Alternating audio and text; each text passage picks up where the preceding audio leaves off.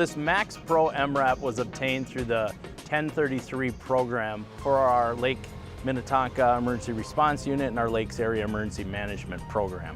The 1033 program started in 1997 when President Clinton and the Department of Defense decided, what do we do with all of our unused military equipment? The Department of Defense said, hey, let's provide it to civilian agencies, and it comes at no cost. So this is an emergency response vehicle for all hazards. Public safety and emergency management alike are really about being prepared for critical incidents that affect our communities. And so one of the first rules is making sure that you have the tools to do that. And so what this vehicle does is it really gives us capabilities that we otherwise just wouldn't have. This affords us an ability to rapidly get to a scene from a vehicle that's based here and get into a hazardous environment, whether that's a natural environment, an industrial accident, or a tactical environment. Get in, do the job, and get out safely, allowing not only the residents to be safe, but the responders to be safe as well. The MRAP is going to provide May Plain Fire with the means of access to our community, our neighborhoods, as a way to bring firefighters to a scene safely and to provide the resources needed in the event of a natural disaster. One of the great uses of this vehicle is it has run flat tires on it. So we have the ability to, obviously by the size of it, go over debris, and even if the tires get punctured, it continues to have its own compressor to keep the tires moving so we can go rescue people. We can get into an area that has a train derailment threat, for example, is it's overpressured. And what overpressure means is there's a system that blows air out of the vehicle and doesn't allow it to come in. That's important in a toxic chemical leak environment. It can be used to keep the SWAT team safe because it's bulletproof. It can be used to drive through debris and rescue people that may be trapped beyond that. And so its capability is outstanding. This vehicle for emergency response encompasses the entire Lake Minnetonka Emergency Management Plan.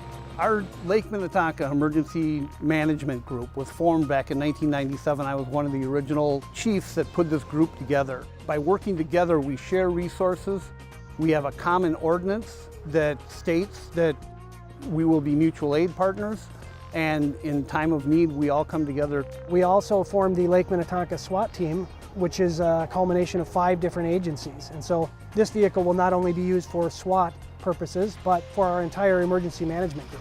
We depend on each other a lot, and this is one step in that direction of sharing a piece of equipment that can be used throughout the region.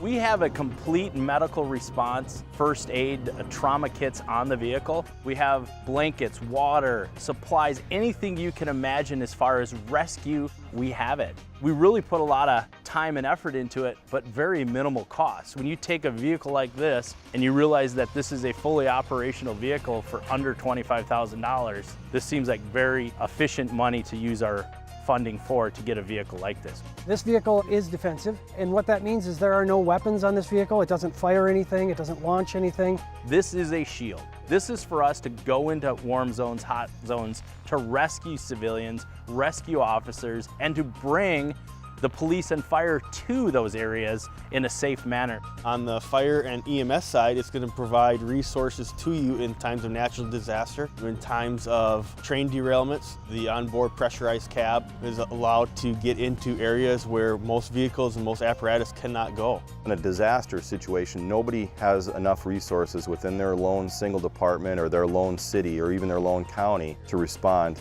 to all aspects of that disaster. So you need to come together, you need to share resources, and that's the key of emergency management, is to share resources. We are going to be far more capable of responding to a critical incident, whether it be a hostage situation or a storm-damaged area where we have to go in and rescue people or clear roadways. So from my perspective, that means we have a lot more capability and we can do more for our citizens, and I think that's something we can all be excited about. Would you want a police officer, a firefighter, or a paramedic to have the equipment to go in and make a rescue of your loved one? If you were the loved one of a police officer, a firefighter, or a civilian, would you want them to have the protection and the proper equipment to make that rescue of your loved one? What's a life worth? We all know that you cannot put a value on a life, and I think this vehicle provides the protection and the shield to allow us to make rescues, and to go into dangerous areas and protect the citizens and our police officers and firefighters.